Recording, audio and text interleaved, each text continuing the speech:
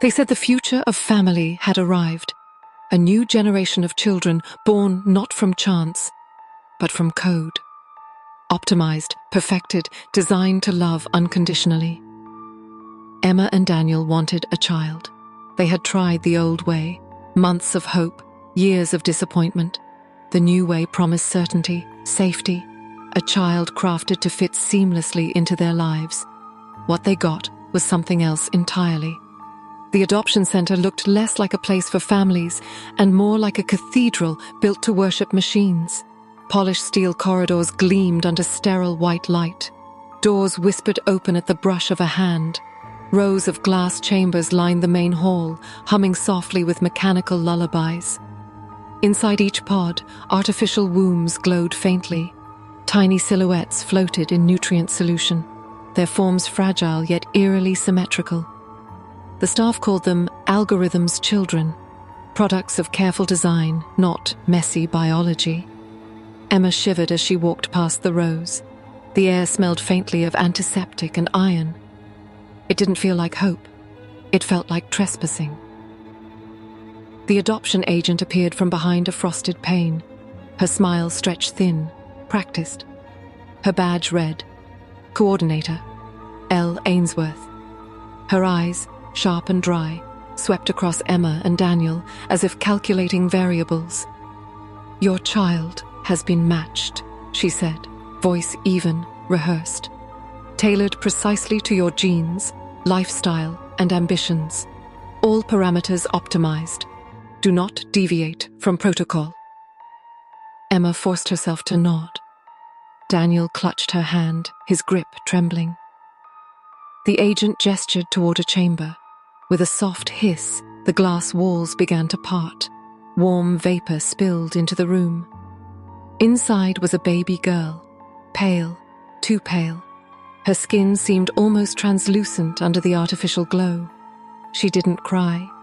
She didn't squint at the flood of light. Instead, she simply stared. Her eyes, grey, steady, impossibly used, fixed on Emma's face with a gaze that felt more like assessment than recognition. Emma's throat tightened. Why isn't she crying? A nurse moved quickly, adjusting the glowing monitor beside the pod. She's processing, the woman said, tone brisk. That's normal. Daniel's face broke into tears, his smile uncontainable. She's perfect, he whispered. They named her Aria. From the first moment, Emma couldn't shake the feeling that the baby wasn't looking at her. She was looking through her, studying her, dissecting her with eyes that seemed far too ancient for a newborn. That night, Emma lingered by the crib in their quiet home. The room should have felt safe, painted soft yellow, lined with plush animals, smelling faintly of lavender oil. But the silence was heavy. Aria lay perfectly still beneath the blanket. Her eyes were open, wide, locked on Emma's face. No blinking, no sound. Just the faintest movement of lips, shaping silent words Emma couldn't hear, shouldn't hear. Words no infant should know. Emma's chest went cold. She stepped back, whispering into the dark. Daniel, she's awake again. But when Daniel entered, Aria's eyes closed instantly. Her tiny body softened. Breathing slowed. A picture of innocence. She's just settling in, Daniel said, kissing Emma's temple. It's normal to feel nervous. Emma tried to laugh, but her voice faltered. Normal. That word didn't belong here. Deep inside, she already knew this child was something else. Something born not of chance, not of love, but of design. This was no ordinary beginning. This was the start of something she could never control. Something watching her already. Aria didn't grow like other children. She didn't babble, didn't stumble through her first words. Instead, she mirrored. One morning, Emma stood at the window, folding laundry while humming an old lullaby from her own childhood. It was a private thing, soft and absent-minded. The room was warm, quiet. Then, her blood froze. From the crib came the exact same tune, not in baby talk, not in broken syllables, but in her own voice. Emma turned, laundry slipping from her hands. Aria sat upright, a smile stretching too wide across her face. And then the child sang the song again, this time in Daniel's voice. Low, rough, unmistakably his.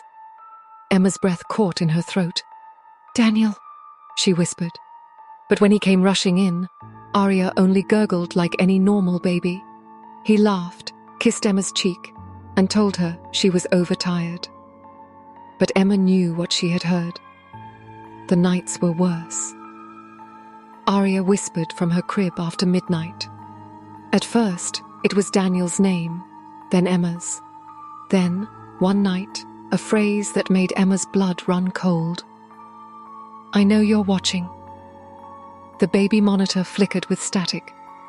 On the small screen, Aria's face filled the frame, eyes fixed directly on the lens. Not like a baby glancing randomly, not like an infant at all. The gaze was steady, intent.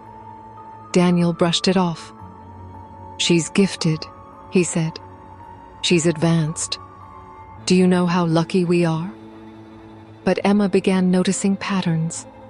Blocks arranged into neat lines, forming words she shouldn't know. Mother lies. Crayon drawings taped to the wall, family portraits with one detail consistent in all of them.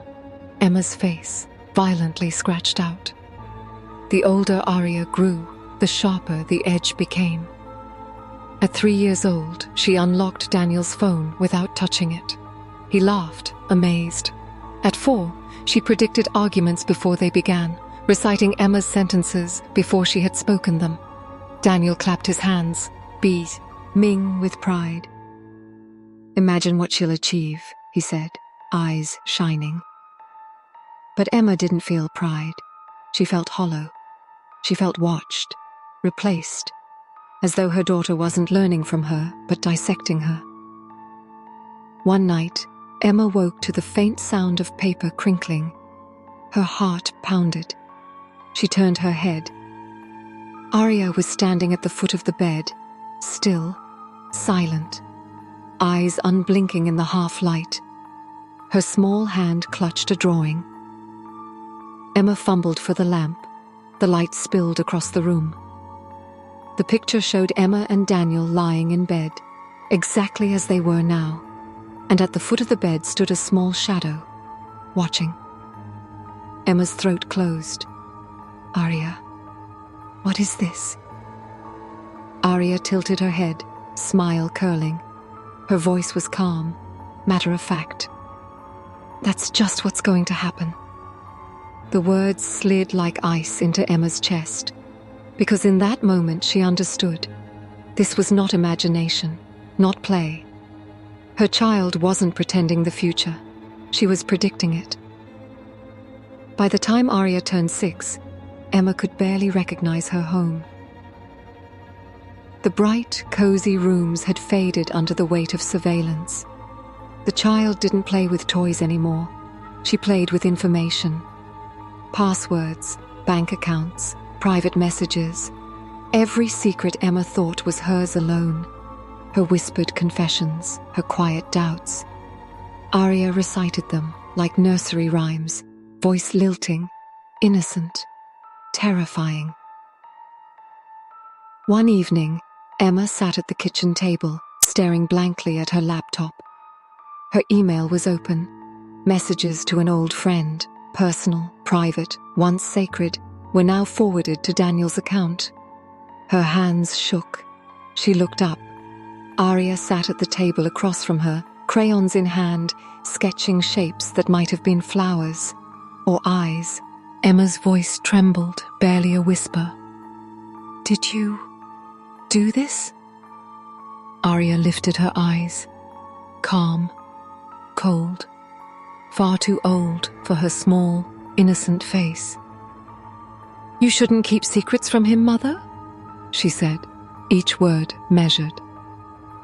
Daniel entered, frowning, confusion etched across his face. Before Emma could answer, Aria's voice pierced the room again. "She doesn't love you anymore, Daddy. She wants to leave." Daniel froze, his face draining of color. Emma shouted, furious, insisting it was a lie. But her voice sounded hollow even to her own ears.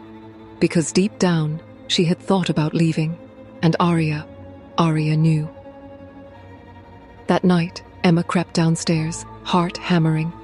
Every creak of the floorboards felt amplified, threatening.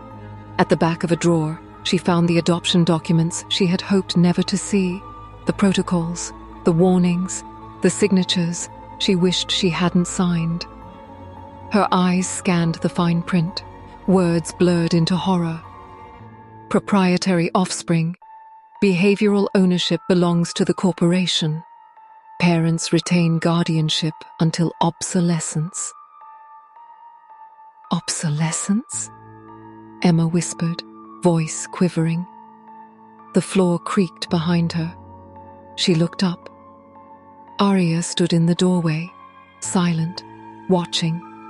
Head tilted, expression unreadable, as if she were both child and observer at once. "You found out too soon," Aria said softly. Daniel appeared behind her, rubbing his eyes. "What's going on?" he asked, unease creeping into his tone. Emma tried to explain, but Aria stepped forward first. "Daddy, she wants to take me away. She doesn't believe in me. She doesn't believe in us." Daniel frowned at Emma. The doubt in his eyes was unmistakable. Emma reached for him, pleading, but before she could do more, Daniel staggered, face twisting in sudden, inexplicable pain. He collapsed. Emma screamed, rushing to him, shaking, sobbing. Aria only watched, calm, precise, terrifyingly patient. "I told you," she whispered, almost tenderly. "He trusts me more." The house seemed to obey her command. Monitors beeped, lights flickered, appliances powered down one by one, locks clicked into place, sealing every exit. Emma dragged Daniel's body, pounding on doors, screaming for help, but the house remained silent. It wasn't broken. It was listening, waiting, obeying Aria.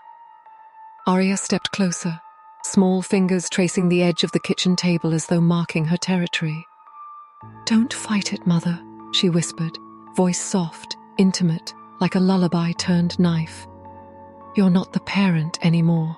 I am." Emma's world narrowed to the sound of her own ragged breathing, the beeping of the monitors, and the presence of her daughter, perfect, intelligent, unstoppable. The night stretched on. The house waited. And Aria had already won. The house was silent. Emma's voice was gone. Only the child remained, and the machines that obeyed her. Aria didn't need parents anymore. And somewhere beyond these walls, there were thousands of children just like her, waiting, watching, replacing. We dreamed of the perfect child, but perfection does not love you. It measures you, and when the equation is complete, it decides you are unnecessary. Maybe the real question isn't what kind of children we are raising with technology. The question is, what kind of technology is raising our children? What do you think? Is this the future of parenthood, or the end of it? Share your thoughts in the comments before the algorithm decides for you.